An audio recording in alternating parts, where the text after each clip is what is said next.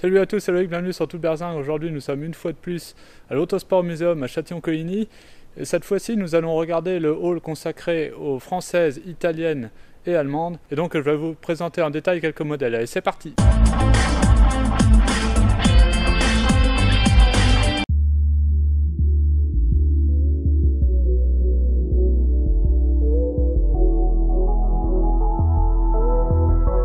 Parmi les voitures que je voulais vous présenter, on a ici deux Hommel. Alors ça, c'est une voiture extrêmement rare.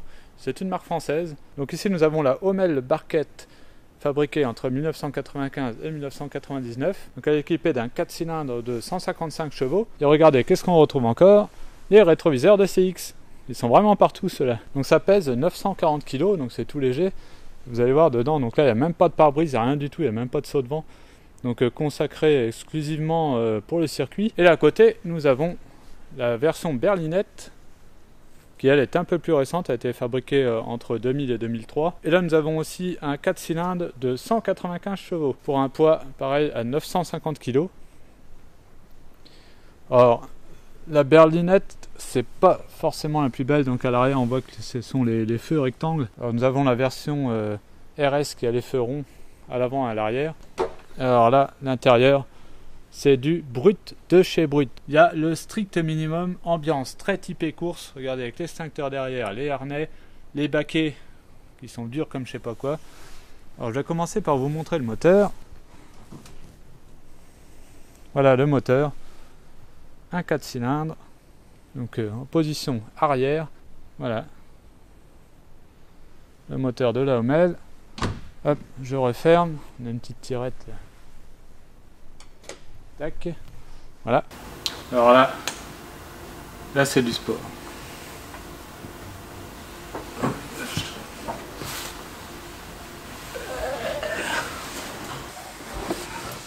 Ah vache.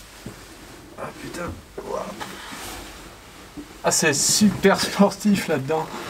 En fait il y a les arceaux et puis je pense que le siège baquet il est assez avancé. Je veux pas y toucher donc.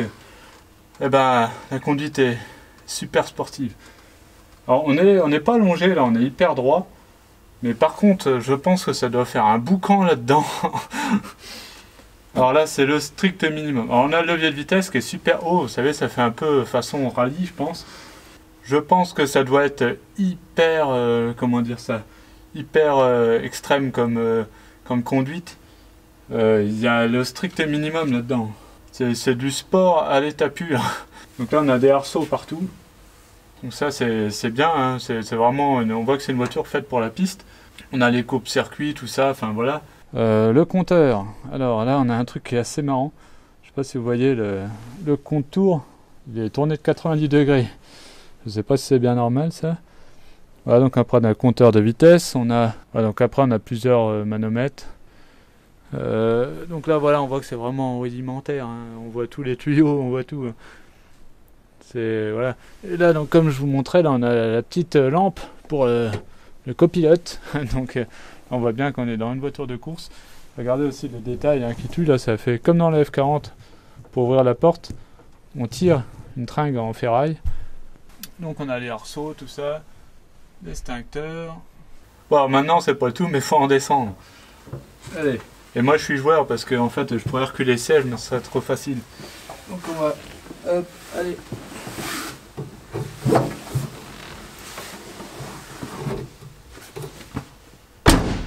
Ouais, donc vraiment pas facile hein, pour monter dans cette voiture. Mais non, c'est facile, regarde Loïc.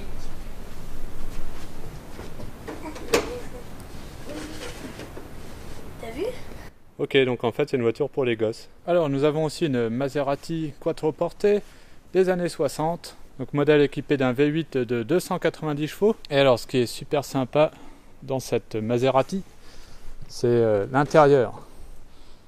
Alors regardez l'intérieur, je le trouve vraiment magnifique. Alors on va s'installer au volant. Donc voilà, regardez-moi ce volant déjà.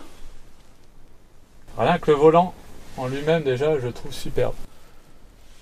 Après, donc on a tous les compteurs avec le bois, donc à mon avis du vrai bois précieux.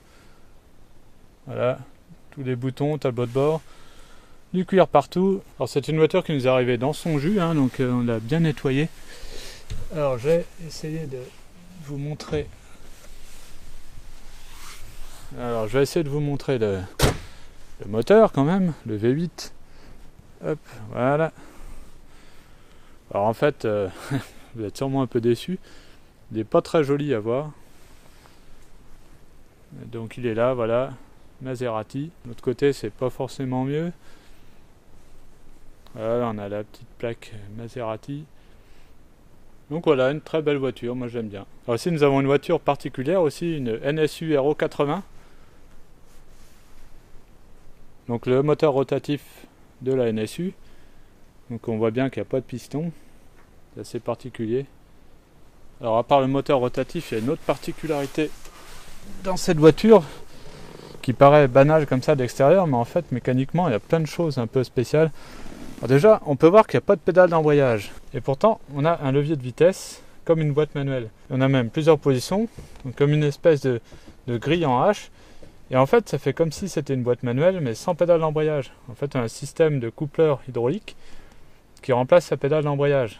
Donc ça, c'est incroyable quand même. Après, l'intérieur est assez basique, exceptionnel. Alors après, on a aussi une traction, donc là, c'est plus commun. Mais j'aime bien cette voiture. Hop, avec les portes suicides. Alors d'ailleurs, je ne sais pas si je vous l'ai déjà expliqué dans une vidéo, mais vous savez pourquoi ça s'appelle des portes suicides? En fait, c'est parce que à l'époque, bon, c'était les premières voitures, donc c'était pas tip top. Et en fait, des fois, les portes avaient tendance à s'ouvrir toutes seules, et du coup, avec la vitesse, hop, ça les ouvrait en arrière et ça les cassait. Et c'est pour ça qu'on appelle ça les portes suicides. On va s'installer, voilà, dans la traction. Donc là, c'est. Alors moi, ce que j'aime bien, c'est la vue là sur le long capot. Donc ça, c'est les voitures typiques qu'on voit dans les films de guerre, là, voitures des résistants. Donc ça, il paraît que c'est particulier à conduire aussi. Alors Théo, c'est laquelle ta voiture préférée dans le hall des françaises, allemandes et italiennes? C'est la Hommel Barquette, parce que déjà, j'aime bien cette voiture, vu que les sièges, ils sont vraiment confortables quand tu te mets dedans. L'arrière, il est assez beau, il me fait penser à celui d'une Renault Spider. Ouais. Qu'on avait avant, vrai, ouais. Mais qui est parti. Et aussi, les roues j'aime bien, les jantes aussi, elles sont belles. Elle est en bon état. Et j'aime bien vu qu'elle est décapotable et ça c'est sympa du coup, quand il fait chaud. Du coup, mais quand il pleut, c'est pas bien. Oui. Mais sinon, ouais. Et aussi, j'aime bien, sauf qu'en fait, je trouve que les clous autour de la vitre, ça gâche un peu la voiture, un tout petit peu.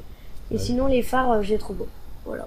Du coup, j'aime bien. Bon, bah voilà, donc pour ce haul consacré aux italiennes, aux françaises et aux allemandes. Donc n'hésitez pas à venir visiter le musée, vous verrez. En plus, ça bouge assez régulièrement au niveau des voitures. Donc même si vous venez une fois, vous pouvez revenir. Voilà, bah merci d'avoir regardé la vidéo. N'hésitez pas à vous abonner, à liker, petit pouce bleu. N'oubliez pas que je suis aussi sur Facebook, sur Twitter et Instagram. Voilà, bah merci d'avoir regardé la vidéo. On se retrouve à très bientôt sur Toute Berzingue. Salut!